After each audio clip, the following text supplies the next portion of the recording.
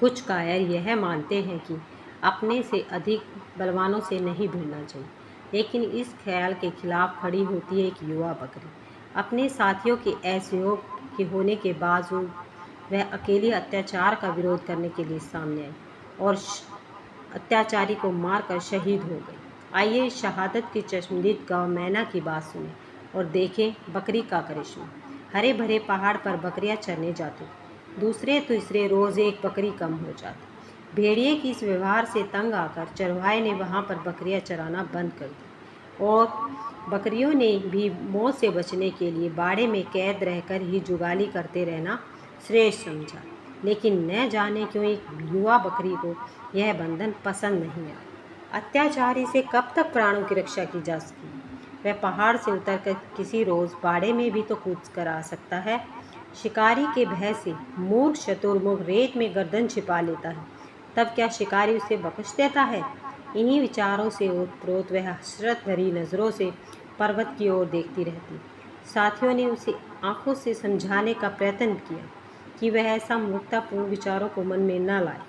भाग्य सदैव भोगने के लिए ही उत्पन्न होते रहे हैं। भेड़िए के मुंह हमारा खून लग चुका है, वह अपनी आदत से कभी बाज नहीं आएगा। लेकिन वह नई युवा बकरी तो भेड़िए के मुंह में लगे खून को ही देखना चाहती थी। वह किस तरह झपकता है, यह करतब देखने की उसकी लालसा बलवंती होती है।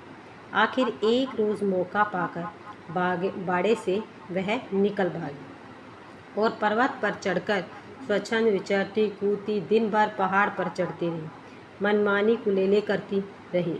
भेड़िए को देखने की उत्सुकता बनी रही, परंतु उसके दर्शन नहीं हुए। छुटफुटा होने पर लाचार जब वह नीचे उतरने को बाध्य हुई, तो रास्ते में दबे पांव भेड़िया आता हुआ दिखाई दिया। उसकी खून से लाल आंखें, लपलपाती जीभ और आक्रमणकारी चाल से वह सब कुछ समझ गई। भेड़िया मुस्कुराकर बोला, तुम बहुत सुंदर हो, प्यारी मालूम होती हो। मुझे तुम्हारे जैसे साथियों की आवश्यकता।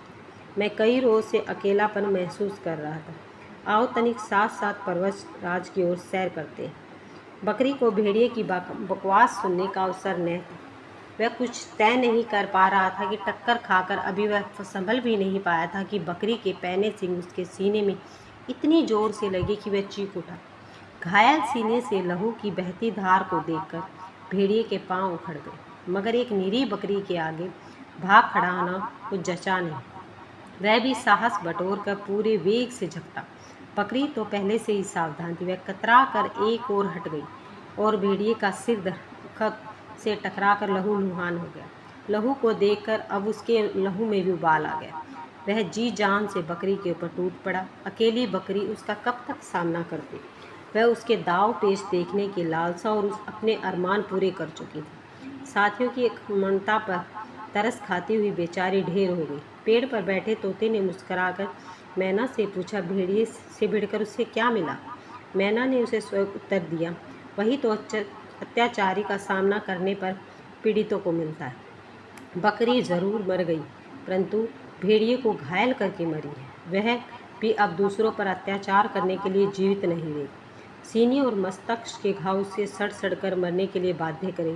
काश उनकी अन्य साथियों ने उसकी भावनाओं को समझा होता, तो छिपने के बजाय एक साथ वार किया होता, तो वह आज बाड़े में कैदी जीवन व्यतीत नहीं कर रहे होते और आज़ादी से चरती होती।